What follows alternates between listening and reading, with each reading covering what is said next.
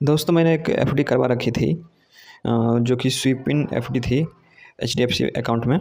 जो जैसे other bank में स्वीप इन फैसिलिटी जो होती है केवल वो आप इंटर बैंकिंग के थ्रू सेविंग अकाउंट के सेटिंग में जाके उधर आप ऑन कर लेते हैं। एसबीआई हो गया या कोई भी अदर बैंक है तो वहाँ स्वीप इन फैसिलिटी वाली ये चीज़ें होती है। केवल आप कुछ ऑप्शन सेलेक्ट करने होते हैं और एग्री एक्सेप्ट करने होते हैं, उसके बाद स्वीप इन फैसिलिटी अवेल हो जाती है। लेकिन यहाँ एचडीएफसी में क्या है कि यहाँ वैसी कोई सुविधा है नहीं।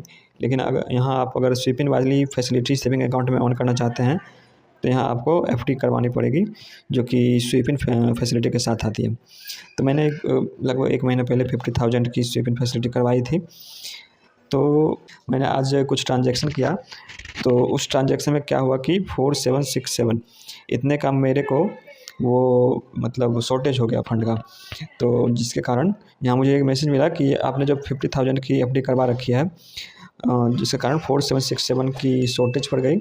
तो अगर आप आज के डेट के अंदर में अगर आप 476 अपने सेविंग अकाउंट में नहीं डालते हैं तो आपके 50,000 की जो स्वीप इन वाली एफडी है वो ब्रेक हो जाएगी ऑटोमेटिक। तो इसलिए आज दिन भर के अंदर में मुझे वो करना पड़ेगा। तो इसमें आपको दिखा भी देता हूँ।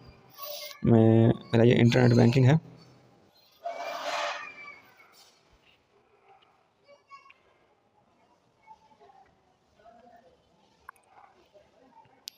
तो जैसा कि आप देख रहे हैं ये मेरा अकाउंट है, तो इसमें -4766 यहाँ ये मेरा जो सेविंग अकाउंट का बैलेंस है इतना नेगेटिव में दिखा रहा है।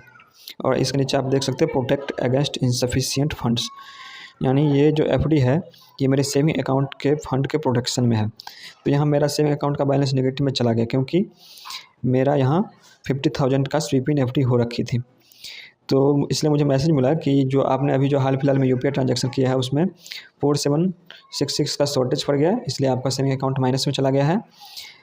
इसलिए आप आज दिन भर के अंदर में इतना सेविंग अकाउंट में डाल दीजिए, नहीं तो ये जो 50,000 जो 1 महीने पहले आपने एफडी करवाई थी वो ब्रेक हो जाएगी। 3, 2, 1। आज मैं फिर से एक बार नेट बैंकिंग चेक कर लेता हूँ फिर से इन्होंने क्या किया है। तो यहाँ मैंने लॉगिन किया तो अभी 13.74 का बैलेंस मेरे सेविंग अकाउंट में दिखा रहा है, कल को नेगेटिव दिखा रहा था, ठीक है। और यहाँ पे मैं देख रहा हूँ एफडी का जो बैलेंस है 45,233 दिखा रहा है, लेकिन इससे पहले 50,000 का मेरा एफडी में बैलेंस था। तो देखता हूँ मैंने कितना इन्होंने काटा कैलकुलेटर में। 50,000 माइनस 45,233 मतलब जितना का शॉर्टेज था उतना ही इन लोगों ने काटा। 4767 का शॉर्टेज था। तो यहाँ देख रहे हो ये मेरा यूपीआई का ट्रांजैक्शन था, 9986 का यूपीआई का ट्रांजैक्शन था, जिसके कारण मेरे सेविंग अकाउंट में -4766 यहाँ बैलेंस भी आप देख रहे हो।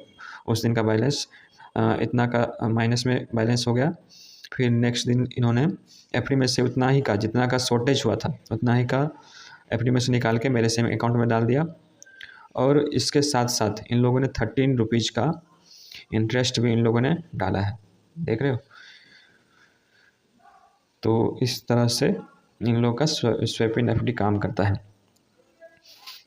तो जितना यूपीआई ट्रांजैक्शन के बाद जितना का शॉर्टेज हुआ उतना का ही मतलब इन लोगों ने ट्रांसफ़र कर दिया मेरे एफडी में से निकाल के सेविंग अकाउंट में।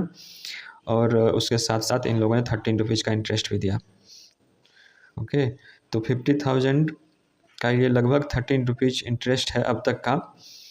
और अब जो एफडी का बैलेंस है 45,233 इतना का दिखा रहा है मुझे। इससे पहले ये 50,000 का था। तो मैं तो कहूँगा ये स्वैप इन जो एचडीएफसी का स्वैप इन वाली एफडी है ये तो ठीक ही है, मतलब कोई दिक्कत वाली बात है नहीं। अगर आपके सेविंग अकाउंट में बैलेंस रखे हुए हैं और उसका कोई हाल फिलहाल में कोई यूज है नहीं, और मतलब लेकिन कुछ आने वाले दिनों में उसका यूज पड़ सकता है, आने वाले 1-2 महीने में, तो आप ना ही उसको इन्वेस्ट कर सकते हो, आपको सेविंग अकाउंट में ही रखना है। तो इससे अच्छा आप क्या कर लो, स्वैप इन एफडी में डाल दो। और आप जिस दिन आपको ज़रूरत पड़ेगी आप उस दिन यूपीआई ट्रांजैक्शन करना। और आपका सेविंग अकाउंट उस दिन के लिए नेगेटिव में शो करेगा, लेकिन नेक्स्ट दिन होकर उतना ही अमाउंट आपके स्वैप इन एफडी में से निकल के आ जाएगा, और साथ साथ कुछ इंटरेस्ट होगा तो वो भी आ जाएगा।